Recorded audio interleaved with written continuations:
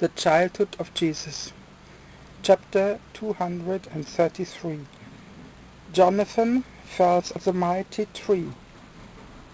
Joseph now called the 4 sons over and said to them, "Here, take this pound of silver, and go into the city to buy flour and whatever else is still needed for the kitchen.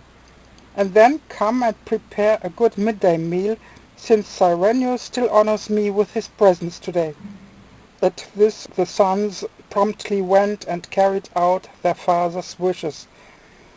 Then Mary also came over and privately told Joseph that the supply of firewood was also so greatly depleted that it would hardly be possible to prepare a meal with the little that still remained. Here Joseph called Jonathan over and told him of his difficulty. And Jonathan declared, "Brother, give me your large and strong axe, and I shall go into the forest over there by the hill, and truly, in 3 hours you shall have wood aplenty." Here Joseph gave Jonathan a strong axe, whereupon the latter went into the woods to the nearest hill, which belonged to the villa, and there quickly chopped down a strong cedar, fastened a strong rope around the trunk, and thus pulled the whole mighty tree in front of Joseph's house.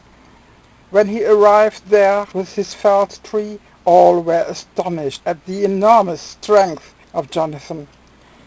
Many servants of Cyrenius together now attempted to pull the tree farther, but their efforts were in vain, for they, numbering about 30, were not able to move the tree even a hairbreadth, since it weighed about 100 hundredweights. At this Jonathan said to the servants of Cyrenius, "Instead of this vain attempt, just take big and little axes in hand and help me to quickly split up the tree.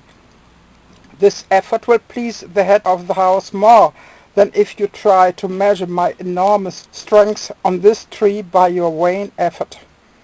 Here all the servants of Cyrenius promptly lent a hand, and with the energetic assistance of Jonathan, the whole tree was cut up in half an hour.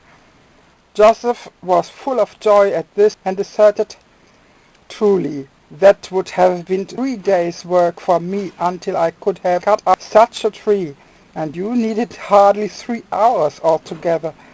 And Jonathan retorted, "Oh, brother, great bodily strength is no doubt a useful thing, but what is it against the strength of him who lives with you and before whose breath the whole creation trembles?"